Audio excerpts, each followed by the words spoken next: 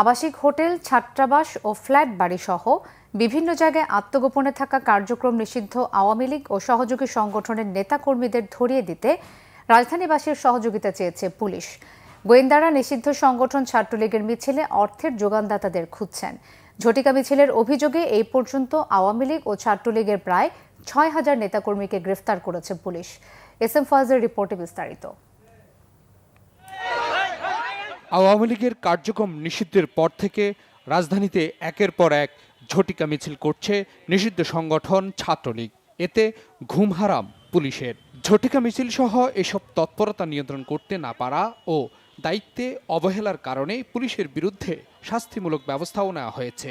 তারপরও বন্ধ হচ্ছে না ঝটিকা মিছিল। এই অবস্থায় কৌশল পাল্টে পুলিশ আগের মতো অ্যাকশনে নামলে একের পর এক ধরা পড়ে নিষিদ্ধ ছাত্রলীগের নেতাকর্মীরা। ডিএমপি মিডিয়া সেন্টারে সংবাদ সম্মেলনে পুলিশ জানায়, নির্বাচনকে সামনে রেখে অপতৎপরতা চালাচ্ছে আওয়ামী লীগ। স্থানীয় জনসাধারণের সহায়তায় Bangladesh police, specially DMP police এবং আমাদের গোয়েন্দা পুলিশ এই সকল ঝটিকা মিছিল হতে আজকে এখন পর্যন্ত 244 জন 244 জনকে গ্রেফতার করা হয়। এই সময় তাদের কাছ থেকে 14টি ককটেল এবং 60টি ব্যানার উদ্ধার করা হয়।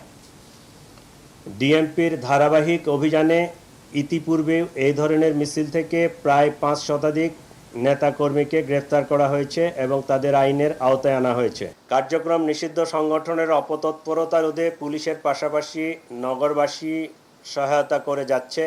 আমরা তাদের এই সহায়তাকে অ্যাপ্রিসিয়েট করি। আজকে তারা আমাদেরকে এবং আমাদেরকে বেশ ভালোভাবে সহায়তা করেছে।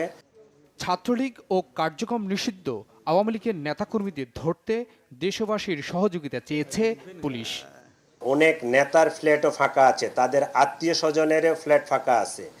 আমাদের কাছে এইরকমও ইনফরমেশন আসতেছে যে এই সমস্ত বাসা বাড়িতেও তাদেরকে আর পয়সা দেওয়া লাগে না, ফ্রি অফ কস্টে থাকতেছে। যারা ছাত্র না বা অছাত্র, যারা অপতৎপরতার সাথে জড়িত, এইটা যদি নগরবাসী আমাদেরকে সহায়তা করে তাহলে পুলিশের কাজটা আমাদের জন্য আরও অনেক সহজ হয়ে যাবে।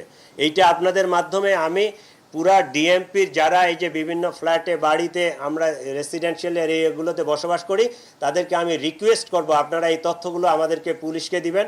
আমরা আপনাদের পরিচয় 100% গোপন রাখব। অনেকেই স্বীকার করছে যে এরা কিন্তু পয়সার বিনিময়ে আসছে, ওদেরকে পে করা হয়।